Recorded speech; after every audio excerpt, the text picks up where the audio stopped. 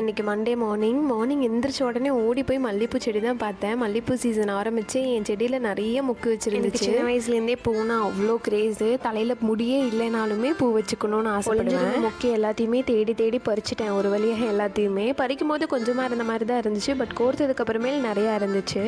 இருக்க மற்ற செடிங்களுக்கும் ஒரு குட் மார்னிங்கை போட்டுட்டு போய் வேகமாக ஆஃபீஸ் கிளம்ப ஆரம்பிச்சிட்டேன். ஸ்கூல் காலேஜ் டைமில் எல்லாமே ஃபங்க்ஷன் எங்கேயாச்சும் போகிறோம், ஸ்கூல் காலேஜ் கிளம்புறோன்னா ஒரு 10-15 மினிட்ஸ் முன்னாடியே நான் அங்கே போயிடுவேன்.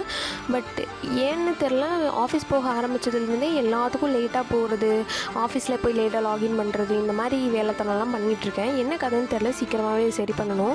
யாராவது லேட்டாக வந்தாலே நான் திட்டுவேன். பட் நானே இப்போ லேட்டாக போயிட்டுருக்கேன். அது என்னன்னு தெரியல. ஆஃபீஸ் ஒர்க்லாம் முடிச்சுட்டு சின்னதாக கேக் கட்டிங் பார்ட்டி இருந்துச்சு. அதையும் சிறப்பாக சிறப்பிச்சுட்டு வீட்டுக்கு கிளம்பியாச்சு.